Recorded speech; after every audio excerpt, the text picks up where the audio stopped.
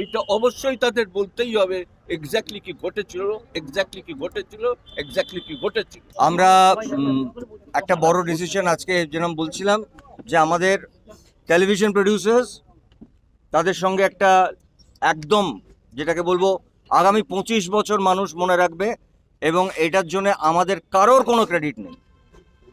আমাদের ক্রেডিট একটা ছেলের, যে ছেলেটা আমাদের ছেড়ে চলে গেছে, আমাদের চোখ খুলিয়ে দিয়ে গেছে এতগুলো শিল্পী, এতগুলো কলাকুশলী সবার জন্যে।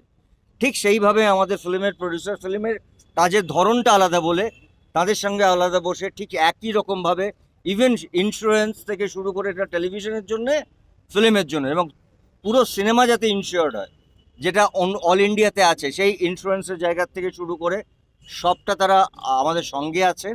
আমি আবার বলছি এটার ফ্যামিলির মতন, এবং তারও লেখাপড়া হয়েছে, সেটাও হয়তো 3-4 দিনের মধ্যে, 5 দিনের মধ্যে কিছু কিছু কাজ আছে। এবং ফাইনালি রঞ্জিত, এটা আপনি জানেন, অফিসিয়ালি আপনি বলুন, আমরা তাদের সাথে কাজ করব না যারা রাহুলকে আমাদের কাছ থেকে নিয়ে গেছে। এটা অলরেডি অ্যানাউন্সড। আচ্ছা, প্রথম কথা আমি ক্ষমা চিনি, আমি 3 দিন এখানে ছিলাম না বলে মানে সবটা মানে ভেঙে। তো এটাও ঠিক যেটা বললো যে যারা রাহুল এরকম যাদের ঘটনা, তাদের সঙ্গে এই মুহূর্তে ডিসিশন অলরেডি টেকেন, কাজ করা আমাদের পক্ষে সম্ভব নয়। রাহুল ওর ওর ওই প্রোডাকশনের সঙ্গে যুক্ত, ওই নামের সাথে যুক্ত তাদের কারোর সাথে আমরা কোনো কাজ এই মুহূর্তে থেকে করব না যতক্ষণ না নয় পাবলিকলি বা কোর্ট থেকে আমরা জানতে পারি যে আমাদের রাহুল, আপনাদের রাহুল কি করে আমাদের ছেড়ে চলে গেল, কিভাবে ছেড়ে চলে গেল। আমাদের একটাই প্রশ্ন, তার সঠিক চেহারাটা চাই, জানতে চাই, তাই তো। আর কর্মবিরতি নেই, কাল থেকে আমরা কাজ শুরু করছি। ওই আবার বলছি, টেলিভিশন বলি, ফিল্ম বলি, সব কিছুটাই কাজ শুরু হবে। আমরা ভেতরে এতক্ষণ আলোচনা করে সবাইকে বলা হয়েছে, সবার কাজ শুরু হবে ওই একটা সংগঠন ম্যাজিক মোমেন্ট, এবং ওই নামগুলোর সঙ্গে যারা যুক্ত তাদের সবার সঙ্গে সেটা আমরা জানিয়ে দেবো যে এটার সঙ্গে আরো অন্য কোনো কোম্পানি আছে। ট্রুথটা যাতে বেরোয় সেটা হ্যাঁ, আমরা সত্যটা জানতে চাই, ঘটনাটা জানতে চাই। আমাদের কোনো লড়াই নেই কারোর সাথে, কোনো ঝগড়া নেই কারোর সাথে, সত্যটা কিন্তু আমাদের পরিবারের একটি ছেলে চলে গেল এইভাবে, যেখানে 8 থেকে 9 দিন আমরা অপেক্ষা করেছি। হ্যাঁ, লিগালি যা স্টেপ নেবার সেটা আর্টিস্ট ফোরাম নিয়েছে, সেটা পরিবার, কারণ প্রিয়াঙ্কা আমাদের পরিবারের একজন সদস্য, রাহুলও ছিল। কিন্তু তার পরবর্তীকালে আমাদের তো একটা নিজস্ব জায়গা আছে, এটা আমাদের জায়গা, পুরো পরিবার মিলে ঠিক করেছে আমরা এই ওই পরিবারের মানুষগুলোর সাথে কাজ করব না যারা আমাদের পরিবারের একটা ঘরের ছেলেকে নিয়ে গেছে। তাদের বলতে হবে, পাবলিকলি বলতে হবে, এবং ফাইনালি প্রিয়াঙ্কাকে বলতে হবে হ্যাঁ এটা আমি মানলাম। এখনো 9 দিন হয়েছে বলেনি তারা, আপনারা এটা সবাই জানেন। 72 ঘন্টা ময়েশ্চার লোক সমৃদ্ধ লিলি বডি ওয়াশ, শিয়া বাটারের গুডনেস স্কিন রিপেয়ার করে রাখে সফট ও গ্লোয়িং। আর্টিস্ট ফোরাম এবং ফেডারেশন আমরা যৌথ মিলে আমরা ব্যান্ড কালচার বা নন কর্পোরেশন কালচার থেকে দূরে থাকি, কিন্তু যেই ঘটনাটা ঘটেছে সেটা অস্বীকারও করতে পারবো না। সেই জন্য সেই কোম্পানি বা তাদের ডিরেক্টরসদের সঙ্গে আমরা নন কর্পোরেশনে যাব যতদিন না ওরা প্রমাণ করতে পারে যে তারা নির্দোষ বা তাদের কোনো দোষ নেই, তাদের কোনো নেই, পার্সোনাল কোনো নেই। এটা হলো একটা দিক যেটা আমি বললাম, যে কোনো ব্যান বা এটা আমাদের সিদ্ধান্ত হয়েছে, যেটা বুম্বাদা বলবে। আমাদের যে ডাইরেক্টর, যেই আর্টিস্টগুলোকে ব্যান করা হয়েছে, যেহেতু আর আমরা আর্টিস্ট ফোরাম বা ফেডারেশন নই, আমরা একটা ইন্ডাস্ট্রি, একটা ছাদ, এবারে অনেকগুলো আর্টিস্ট ব্যান হয়ে পড়ে আছে এবং অনেকগুলো ডিরেক্টর তারা ব্যান হয়ে আছে। বুম্বাদা আমাকে 72 ঘন্টা টাইম দিয়েছে, 72 ঘন্টার মধ্যে তারা আবার ফিরবে, সেটাই বুম্বাদা আমাকে কথা দিয়েছে। এবং আমাদের যারা আর্টিস্ট যারা কাজ করতে পারছে, কারণ একটা রাহুল চলে যাওয়াতে আমরা বুঝতে পেরেছি যে শুধু চলে যাওয়া নয়, কাজ না করতে দেওয়াও একটা এমন একটা কষ্ট, সেটা আমার মনে হয় কি যাদের কাজ নেই তারা বুঝতে পারবে।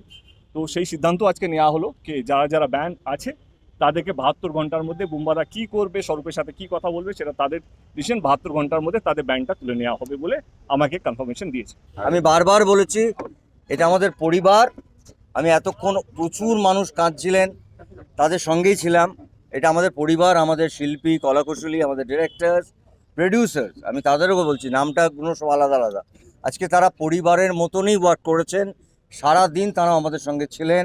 আমাদের টেলিভিশনের কিছু কিছু ফ্যাক্টরস আছে যেগুলো আমাদের সুরক্ষার জন্যে, সেইগুলোকে আলাদা আলাদা করে মেনশন করে তারা একটা জায়গায় এসছেন, এবং আমরা কাজটা করতে গিয়ে দেখেছি হয়তো কিছু কিছু পয়েন্টস আমরা রেখে নিই, আলোচনার মাধ্যমে এসছে, এবং সেটাতে একটা জায়গায় এসছে যে 15 দিনের মধ্যে আমাদের একটা আর্টিস্ট, টেকনিশিয়ান, টেলিভিশন প্রডিউসার্স সবার মধ্যে একটা লেখাপড়া হবে।